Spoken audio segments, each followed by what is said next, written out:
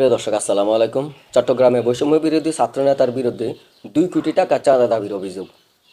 দর্শক, চট্টগ্রামে অভিযোগ উঠেছে চাঁদা না পেয়ে মব তৈরি করে মেঘনা পেট্রোলিয়ামের কর্মচারী ও জামাত নেতা নওশাদ জামালকে মারধর করে পুলিশের হাতে সুপর্দ করে দেন বৈষম্য বিরোধী ছাত্র আন্দোলনের চট্টগ্রাম নগরের সদস্য সচিব নিজামুদ্দিন। দর্শক, চট্টগ্রামে নিজামুদ্দিনের বিরুদ্ধে চাঁদাবাজির অভিযোগ এনে চট্টগ্রাম পুলিশের কাছে আবেদন করেন এক নারী। আবেদনে ওই নারী উল্লেখ করেন 2 কোটি টাকা চাঁদা না পেয়ে তার স্বামীকে মিথ্যা মামলায় জড়িয়ে দিয়েছেন বৈষম্য বিরোধী ছাত্র আন্দোলনের চট্টগ্রাম নগরের সদস্য সচিব নিজামুদ্দিন। আবেদনটি করেন চট্টগ্রামের রিয়াজুল জান্নাত নামের এক মহিলা। তিনি নগরীর বাগমনিরাম দক্ষিণ এলাকার বাসিন্দা নওশাদ জামালের স্ত্রী। গত বৃহস্পতিবার নওশাদ জামালকে গ্রেপ্তার করে কোতোয়ালি থানা পুলিশ। আবেদনে রিয়াজুল জান্নাত উল্লেখ করেন, কিছুদিন ধরে বৈষম্য বিরোধী ছাত্র আন্দোলনের নেতা পরিচয় দিয়ে নিজামুদ্দিন নামে এক ব্যক্তি তার স্বামীর কাছে 2 কোটি টাকা চাঁদা দাবি করে আসছিলেন।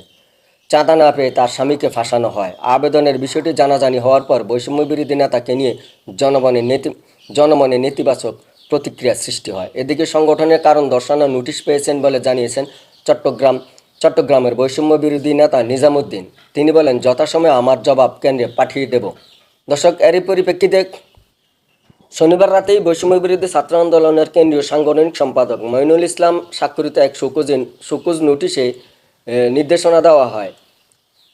এতে বলা হয়, বৈষম্য বিরোধী ছাত্র আন্দোলনের কেন্দ্রীয় সভাপতি রাশিদুল ইসলাম ও সাধারণ সম্পাদক হাসান ইসলামের নির্দেশনায় এই শোকজ নোটিশে দেওয়া হয়।